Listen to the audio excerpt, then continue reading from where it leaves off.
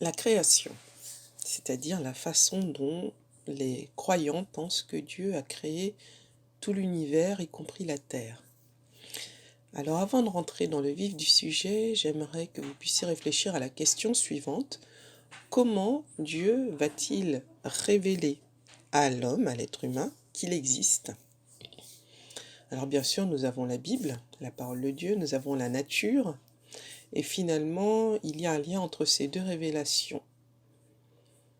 Et ce lien, c'est le récit de la création.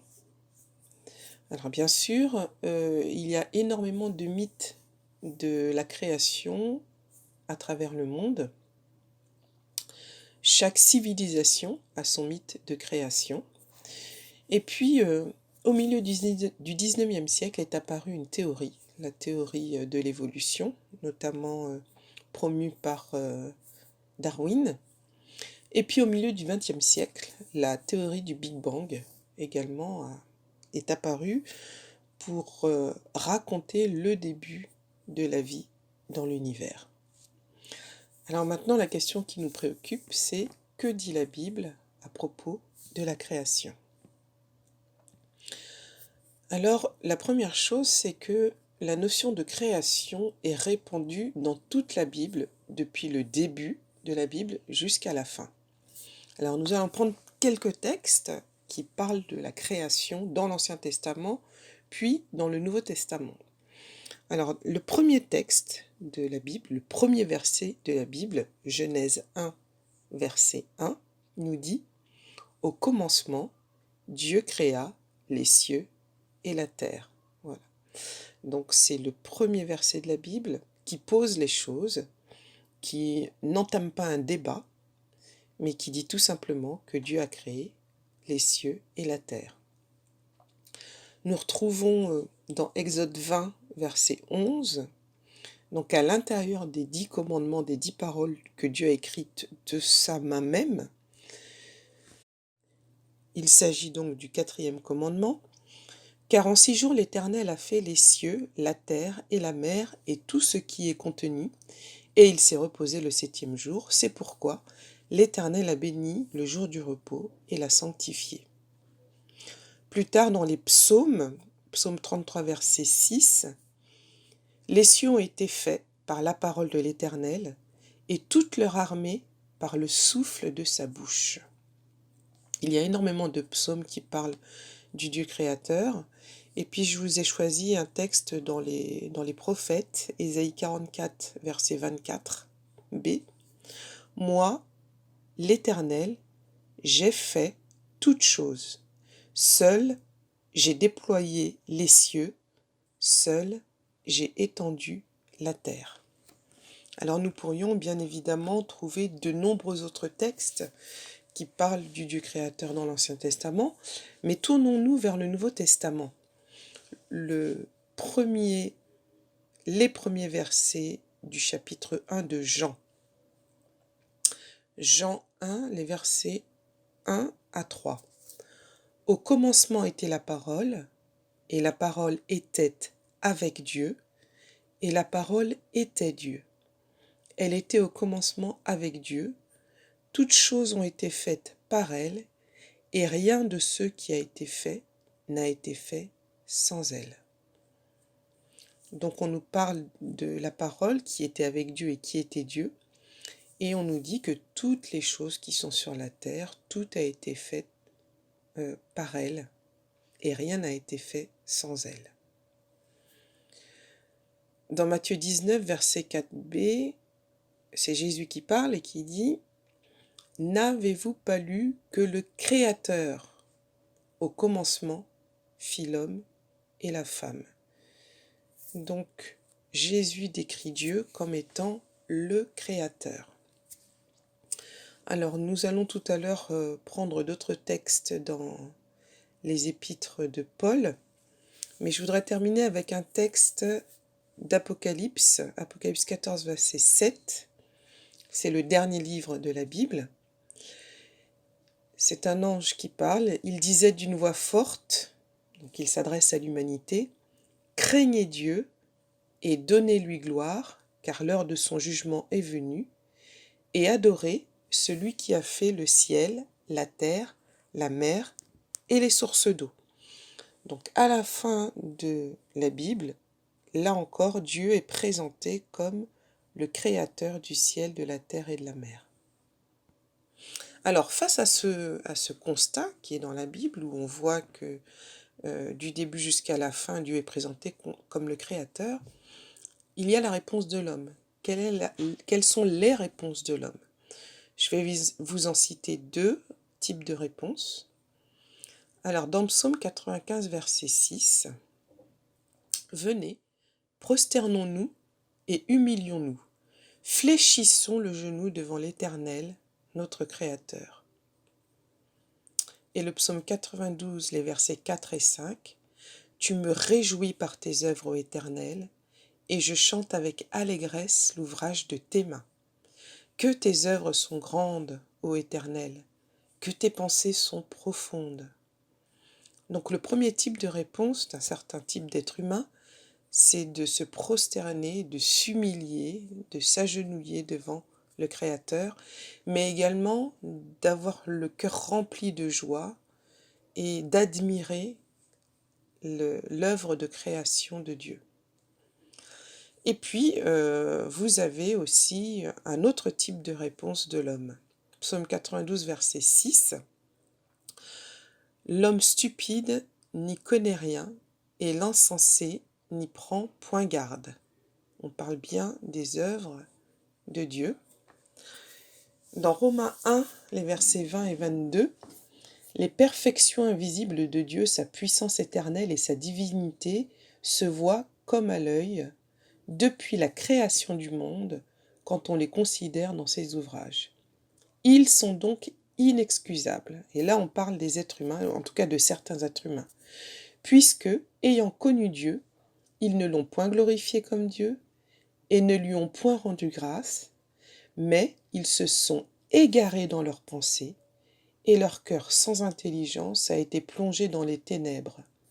Se vantant d'être sages, ils sont devenus fous. » Et plus loin, au verset 25, « Ils ont adoré et servi la créature au lieu du Créateur. » À travers ces deux textes, nous voyons que l'homme peut également ignorer la créature et se retrouver dans les ténèbres.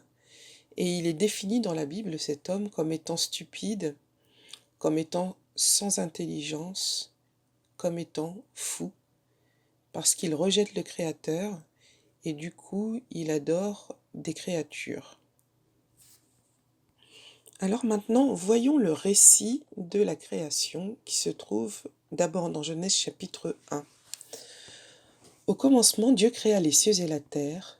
La terre était informe et vide. Il y avait des ténèbres à la surface de l'abîme, et l'Esprit de Dieu se mouvait au-dessus des eaux. Dieu dit : « Que la lumière soit. » Et la lumière fut.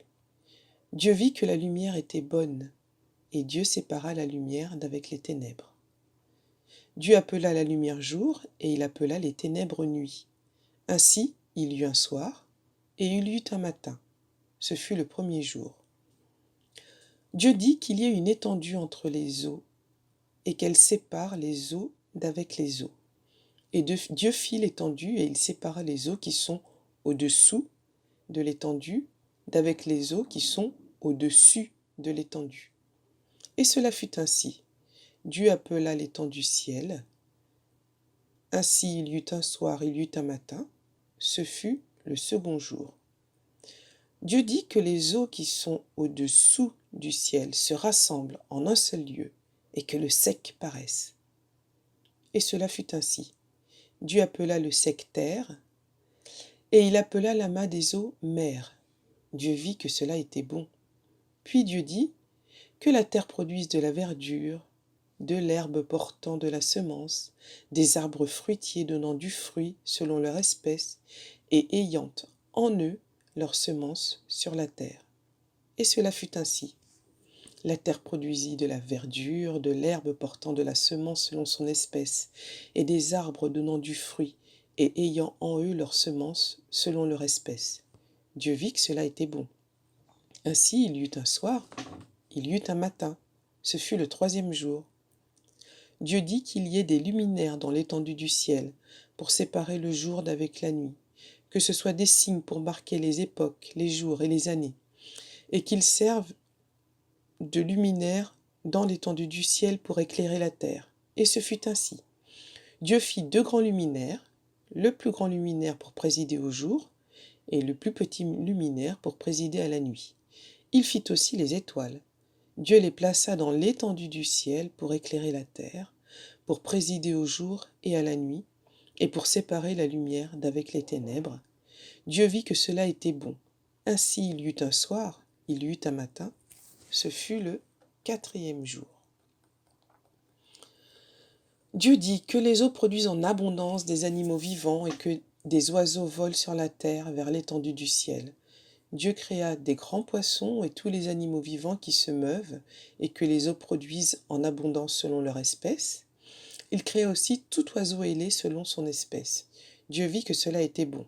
Dieu les bénit en disant « Soyez féconds, multipliez et remplissez les eaux des mers et que les oiseaux multiplient sur la terre. » Ainsi, il y eut un soir, il y eut un matin, ce fut le 5e jour.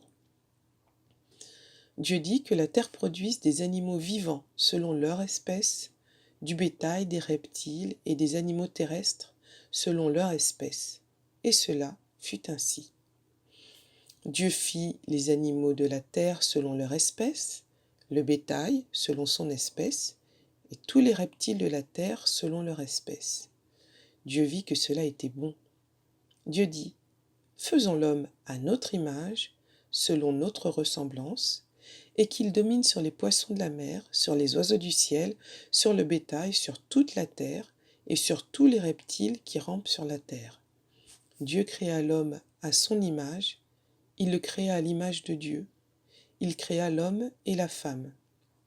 Dieu les bénit et Dieu dit, soyez féconds, multipliez, remplissez la terre et l'assujettissez, et dominez sur les poissons de la mer, sur les oiseaux du ciel, et sur tout animal qui se meut sur la terre.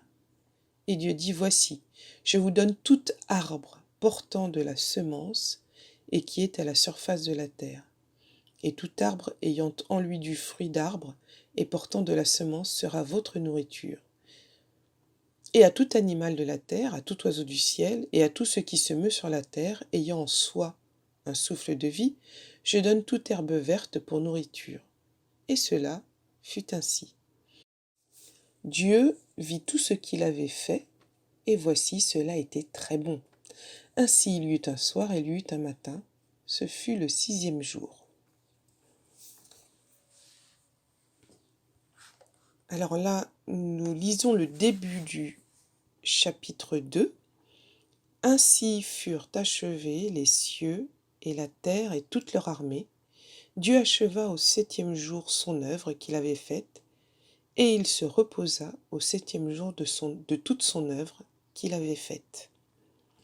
Donc voilà le récit tel qu'il nous est présenté dans Genèse chapitre 1 et les 2 premiers versets du chapitre 2.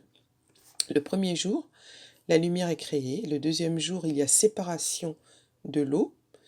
Le 3e jour, la terre ferme et la végétation sont créées. Le 4e jour, sont créés le soleil, la lune et les étoiles. Le 5e jour, les poissons et les oiseaux. Le 6e jour, les autres animaux et l'être humain, hommes et femmes. Et le 7e jour est le jour du repos. Ensuite, dans Genèse 2, nous trouvons les institutions que Dieu a créées. Donc la première institution, c'est le repos du 7e jour. Genèse 2, verset 3. Dieu bénit le 7e jour et il le sanctifia, parce qu'en ce jour il se reposa de toute son œuvre qu'il avait créée en la faisant. La deuxième institution, c'est le couple et la famille. Genèse 2, verset 18. L'Éternel dit, « Il n'est pas bon que l'homme soit seul, je lui ferai une aide semblable à lui. » Et la troisième institution, c'est le travail. L'Éternel Dieu prit l'homme et le plaça dans le jardin d'Éden pour le cultiver et pour le garder. Voilà le travail de l'homme, c'était prendre soin du jardin et de tout ce qu'il contenait. Donc à travers ces récits, nous découvrons que Dieu a créé le monde en 6 jours, il s'est reposé le 7e jour, et qu'il a également institué, donc, outre le jour du repos, le couple et la famille, et la notion de travail. Cependant, une question demeure. Pourquoi Dieu veut-il créer? Eh bien, nous trouvons un certain nombre de réponses, et j'ai sélectionné quelques textes pour répondre à cette question. Psaume 19, verset 2. Le ciel raconte la gloire de Dieu, et l'étendue révèle l'œuvre de ses mains. Et le verset 8. La loi de Dieu est parfaite, elle donne du réconfort. Le témoignage de l'Éternel est vrai, il rend sage celui qui manque d'expérience. Alors à travers ce texte, nous comprenons que la création sert à raconter la gloire de Dieu. Psaume 104, verset 31, que la gloire de l'Éternel subsiste à jamais, que l'Éternel se réjouisse de ses œuvres. Et les versets 33 et 34, je chanterai l'Éternel tant que je vivrai, je célébrerai mon Dieu tant que j'existerai. Que mes paroles lui soient agréables, je veux me réjouir en l'Éternel. À travers ces versets, nous comprenons que la création a été une source de joie pour l'Éternel et qu'il désire nous associer à cette joie. Il désire que nous puissions chanter et nous réjouir avec lui dans sa création. Dans Colossiens 1, les versets 16 et 17, nous découvrons le texte suivant. Car en lui ont été créées toutes choses qui sont dans les cieux et sur la terre, les visibles et les invisibles, trône, dignité, domination, autorité, tout a été créé par lui et pour lui. Il est avant toute chose et toute chose subsiste en lui. Dans ce texte, on parle de Jésus et il semblerait effectivement que la création soit un don que Dieu s'est fait à lui-même, tout simplement parce que cela donne du bonheur à Dieu de créer. On peut comparer cela avec le bonheur que nous avons, nous, êtres humains, de fonder une famille, de la voir grandir et s'épanouir. Eh bien, c'est, dans une moindre mesure, le même bonheur que Dieu a à créer des êtres vivants qu'il va voir grandir et s'épanouir. Même si tout ne s'est pas passé comme Dieu l'aurait souhaité, eh bien malgré tout, Dieu prend encore plaisir à voir les êtres humains lorsqu'ils sont heureux, lorsqu'ils se réjouissent. Alors bien sûr, la création a été remise en question, c'est ce que je disais dans l'introduction. Dans l'Antiquité déjà, les hommes se sont mis à adorer des idoles ou alors des éléments de la nature à la place du Créateur. Et puis plus récemment, au XIXe siècle, il y a eu la théorie de l'évolution, au XXe siècle, la théorie du Big Bang. Donc effectivement, la notion de création a été remise en question au sein de l'humanité. Mais posons-nous la question, quelles sont les conséquences de la pensée créationniste pour tous ceux qui pensent qu'il y a un Dieu créateur qui a placé l'homme pour son bonheur? Eh bien, les conséquences vertueuses sont les suivantes: le respect de la nature et de l'homme et la gestion de la vie. Un croyant qui se pense dépendant de Dieu, un croyant qui ressent le besoin d'être sauvé. La création aussi, le fait de croire en la création, préserve de l'idolâtrie. C'est également le fondement de la véritable adoration. Il permet également de développer l'estime de soi, mais également la fraternité humaine. La notion de création redonne de la dignité au travail manuel et au travail de la terre. Il donne de la valeur au monde physique. C'est également un remède au pessimisme et à la solitude et à la médiocrité et un appel à l'excellence. Cela nous permet également de concevoir la sainteté des lois de Dieu, y compris les lois physiques, et ça donne également le sens sacré à la vie.